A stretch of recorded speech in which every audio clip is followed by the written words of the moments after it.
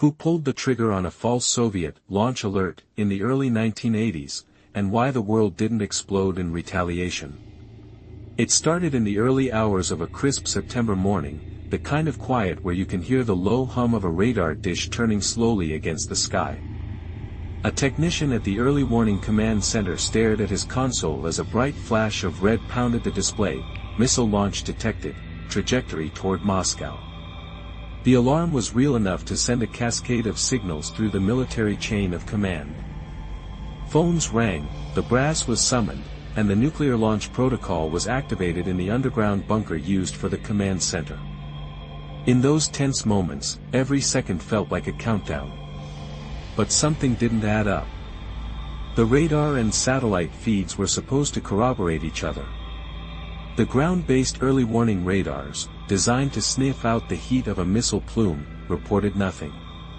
A second early warning satellite, drifting in a slightly different orbit, sent a flat line. The contradiction was obvious to a junior officer, who had spent the last 2 years wrestling with the system's quirks. He remembered a software update rolled out the previous year, a routine meant to tighten the threshold for sunlight reflections on the satellite's infrared sensors. The update had a hidden flaw. It failed to discard a specific type of glint that occurs when the sun hits high-altitude clouds at a sharp angle. The bug turned a harmless sunrise on the far side of the Pacific into a hotspot the algorithm mistook for a missile launch. The officer raised the issue to his supervisor, a senior officer, who was faced with a decision that could have set off a chain reaction. The protocol demanded an immediate report to the general staff, but the senior officer also knew the system had a reputation for occasional false positives.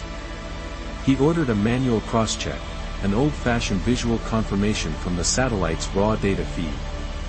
While engineers pored over the numbers, the initial alert sat on a screen for 2 minutes. 2 minutes, that's how long the world's most terrifying what-if existed, uncapped and unverified. When the second satellite's data arrived, the discrepancy was crystal clear: no launch, just a harmless cloud illuminated by sunrise. The false alarm was logged in a case file later declassified, describing the software error, the human decision-making process, and the narrowly avoided escalation. The incident never made headlines, but it reshaped Soviet thinking. Afterward, the command chain added an extra verification step: any satellite alert must be confirmed by a second independent sensor before the launch decision proceeds.